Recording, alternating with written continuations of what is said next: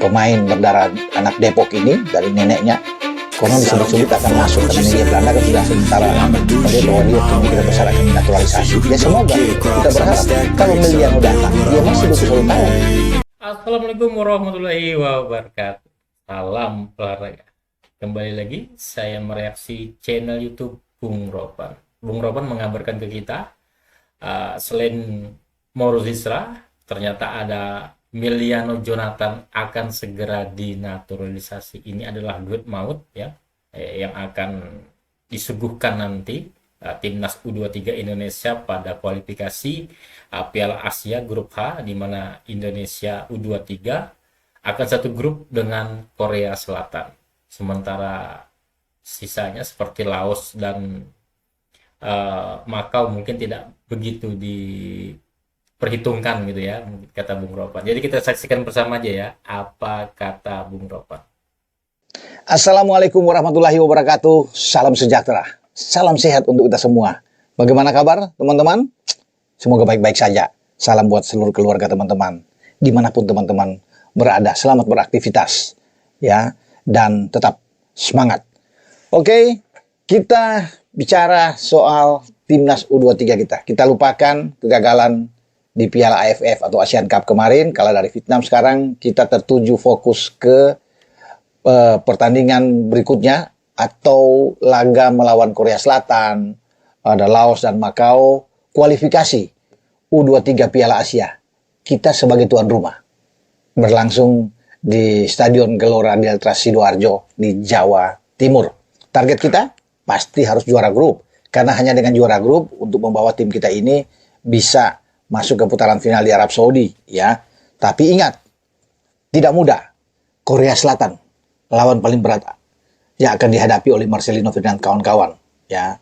Dan kalau dengan Makau atau dengan Laos ya tidak terlalu saya pikir berat buat kita, dan saya rasa bermain di kandang dengan kualitas pemain-pemain kita yang di atas dua tim yang saya sebut tadi, kita bisa menang. Tapi Korea Selatan ini berbahaya bagi kita. Tim yang sangat kuat. Kita tahu bersama mengalahkan Korea tidak mudah, tetapi dengan ketambahan pemain-pemain yang bagus, yang punya kualitas, saya rasa ya bagi kita bisa mengatasi Korea Selatan. Karena amunisi yang akan diangkut nantinya tetap dengan pelatih yang sama, Gerald Van den Berg, untuk U23 nantinya itu sudah berubah, berbeda sekali. Bahkan separuh di antaranya pemain-pemain baru. Mungkin kalau itu mungkin cuma 10 pemain yang akan ada, yang saya lihat yang bisa dibawa, 10-11 pemain yang akan bisa dibawa. Sama mungkin bisa Donitri misalnya dari AFF kemarin ya. Secara hitung-hitungan ya, saya Donitri, mungkin Muhammad Ferrari, Kadek Arel, Ahmad Maulana, bisa dibawa Arkan Fikri, Robi Darwis, Tony Firmansyah, itu yang bisa dibawa ya, termasuk dengan Alhesi Buffon, ya penjaga gawang juga Muhammad Ardiansa, bisa diambil Cahya Supriyadi, itu bisa dibawa ya. Kita tunggu apakah Dava itu akan dipilih juga akan dibawa, karena kan perlu ada 3 kiper. Kemudian kalau tidak ada Dava ya bisa aja, kalau sudah pasti di depan adalah Jens Raven yang bisa dibawa. Saya pikir itulah antara 10, 11, 12 pemain yang bisa ada menurut saya kalau melihat dari pertandingan yang kita sudah mainkan kemarin di Piala AFF ya, sampai ke babak final. Selebihnya saya pikir mesti dari luar. Mesti pemain-pemain itu, pemain-pemain diaspora lah, pemain-pemain yang abroad, yang bermain di luar. Ya, coba saya bisa hitung teman-teman ya, apa yang harus dilakukan oleh Gerald. Di luar itu masih ada Marcelino Ferdinand. Ya, yang bisa ada Ivar Jenner. Marcelino kan kita tahu itu di Oxford tapi akan dipinjamkan. Ivar yang sudah bermain di tim utama dari Jong U21 di Utrecht, sekarang dia bermain di Eredivisie. Peningkatan yang luar biasa bagi Ivar. Tentunya selamat buat Ivar yang sudah berada di level tim utama di Eredivisie. Ivar Jenner. Kemudian Justin Hubner. Setelah keluar dari U21 di Wolf, sekarang dia mendapatkan klub Fortuna Sittard. Bagus. Fortuna Sittard kemarin mengakhiri musim di Eredivisie di peringkat ke-11, teman-teman. Dan di sanalah Justin Hubner, pemain berusia 21 tahun kita ini, ikut bermain. Ya, jadi dia juga saya ucapkan selamat sudah mendapatkan klub barunya. Ya, dan berkompetisi di kasta tertinggi di Belanda. Ya, itu yang ada ya. Kalau pemain lainnya mungkin saja Rafael Struijk. Rafael Struijk sudah bermain di Indonesia di Liga Super saat ini bersama dengan Dewa United. Ya, kalau Jens Raven kan sudah selalu bilang tadi. Ya, tapi Jens juga bermain di, kita sudah bukan abroad sebenarnya. Ya, dia bermain di Bali United, sudah resmi keluar dari Dordrecht. Nah, kemudian kita bisa melihat ada lagi pemain dua di belakang, ada Tim Heybens. Ya, Tim Heybens, kemudian juga ada Dion Marks. Dua anak muda ini tidak terpakai. Tadinya mereka diplot untuk ikut di Piala Asia di bawah coach Indra Safri di Cina. Ya, kemarin, tetapi karena telat, ya, tadi akhirnya mereka tidak masuk. Di U23 juga kemarin di AFF tidak ada.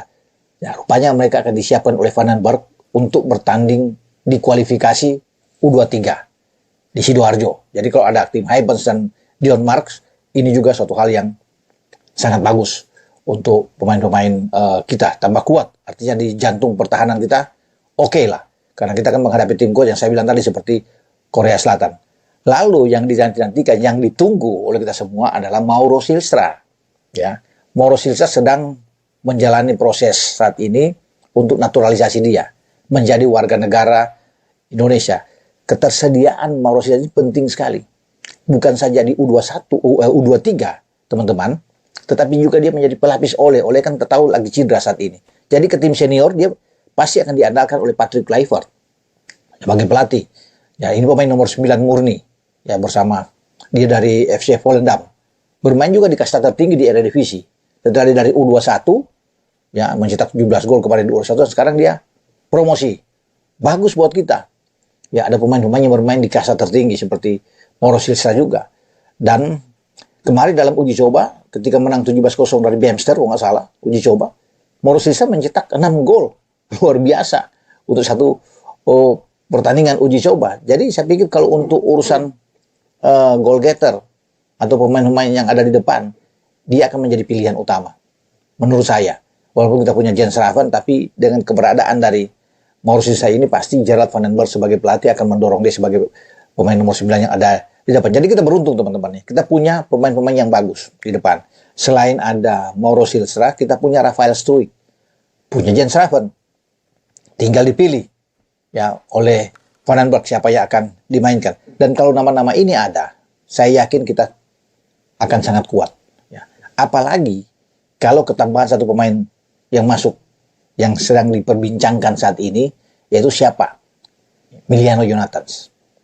Ya, pemain berdarah anak Depok ini, dari neneknya, konon disebut-sebut akan masuk. Karena media Belanda kan sudah sementara melihat bahwa dia kemungkinan besar akan dinaturalisasi. Ya semoga, kita berharap. Kalau Emiliano datang, dia masih 21 tahun. Dia bisa berada di dalam tim U23 kita, tambah kuat lagi. Dia bisa sebagai gelandang serang, bisa lagi melebar, bermain di sisi flank, yang menjadi posisi dari Emiliano Jonathans. Jadi bisa dibayangin, kalau di depan ada Rafael, ada Mauro Silstra, kemudian kita punya Emiliano bermain di kanan. Sudah 3 di depan sebagai pemain yang ini lini yang dikeluhkan oleh Gerard Van den Berg sejauh ini ketika di AFF kemarin. Ya karena kita hanya mengandalkan seorang Jens Raven. Dua sayap kita tidak bisa berfungsi dengan baik. Walaupun kita punya Rahmat Arjuna, punya Victor Detan yang tadi sudah dicoba, kemudian Ryan Hanan yang dorong ke sana, tapi di sisi flank ini tidak jalan. Nah semoga dengan ada Emiliano misalnya, kalau Milan untuk masuk, ada Rafael, ini akan sangat kuat. Sangat kuat buat kita. Marcelino bermain agak ke tengah, di belakang Mauro Silstra. Ditunjang dengan Ivar Jenner dan Arkan Fikri. Ini akan bagus. Karena ini gelandang-gelandang yang sangat istimewa kalau bermain di posisi tengah. Jadi kita kelemahan kemarin tengah juga tidak kreativitas, butuh gelandang yang kreatif. Nah kita punya Marcelino yang bisa mengatur. Punya Ivar yang kuat dalam bertahan dan juga dalam counter attack. Punya Arkan yang juga bisa mengatur. Arkan Fikri di tengah. Karena kemarin terasa kan ketika Arkan tidak ada, sulit. Jadi final dia cuma masuk mungkin tidak lebih dari 10 menit bermain. Tapi itu menyulitkan buat dia. Sudah telat bagi dia untuk masuk. Karena dia dalam posisi yang tidak bugar memang. Ya sehingga tidak dipaksakan untuk tampil. Tapi ketika dia bugar, Arkan akan menjadi pemain yang bagus di tengah. Jadi itu sudah solid. Di depan sudah oke, tengah sudah oke. Di belakang, kita banyak pilihan di belakang. Karena kalau bermain misalnya dengan 4 back, itu kuat. Ada Justin Hapner, bisa bermain dengan Dion Marks. Bagus. Atau ada Muhammad Ferrari. Ada juga Kadek. Sehingga di belakang itu oke. Kakang Rudianto. Itu bisa dibawa juga, Kakang. Itu bisa bermain. Jadi di belakang sebenarnya kita itu padat, banyak. Kalau bermain ke sayap, ya tim Havens bisa bermain dari sisi flank juga. Ada Donny Tree yang bisa bermain dari situ. Jadi bagus. Di kanan, ya kita masih punya Buffon, punya Ahmad Maulana. Banyak lah. Kakang juga bisa bergeser ke kanan. Jadi opsi-opsi yang akan diambil oleh Gerard Van den Berg itu banyak, teman-teman. Jadi kita punya tim yang oke. Karena kalau di Piala Asia U23 kita kan target kita bisa harus lolos, harus punya pemain-pemain yang bagus. Nah, Gerard Van den Berg itu sudah mengatakan dia lagi butuh 2-3 pemain tambahan lagi. Pemain yang bermain di luar abroad. Kalau ini terwujud dalam waktu dekat, ini bagus. Tapi kan kita sedang berpacu dengan waktu 1 bulan. Menjadi tanda tanya juga. Apakah iya kalau dapat 2 pemain? Nah, kita mendoakan aja. Semoga. Tapi kalaupun itu tidak, dengan materi pemain seperti tadi, itu bagus. Yang saya sebut tadi. Apalagi kalau ada ketambahan dengan misalnya 2 saja masuk. Untuk gelandang sama yang ada di depan. Kita bisa mengatasi Korea Selatan. Bermain di kandang dengan pemain-pemain yang berkualitas, saya rasa cukup buat kita. Ya, dan ini bisa berbicara akan sama seperti ketika STY membawa tim ini U23 kita di Qatar kemarin dan kita bisa lolos sampai ke semifinal sebelum kalah dari Uzbek dan peringkat 3-4 kita kalah dari Irak. Kita menuju ke Paris kan kita kalah dari Gini juga untuk merebut tiket salah satu ke Olimpiade. Semoga kali ini kita bisa mendapatkan hasil yang bagus, mengulangi apa yang dilakukan juga STY kemarin untuk membawa tim ini lolos ke babak semifinal. Ya, tapi memang perlu proses ke depannya. Perjuangan yang berat juga. Tapi yang harus kita fokus adalah pertandingan di grup H ini, di mana ada Korea di sana, kemudian ada Laos dan Makau. Kita harus juara grup. Dan itu menjadi target utama bagi timnas U23 kita. Semoga. Dengan saya Bung Ropan. Ciao. Oke, mungkin itu saja untuk video saya saat ini. Nantikan video saya selanjutnya. Sampai jumpa.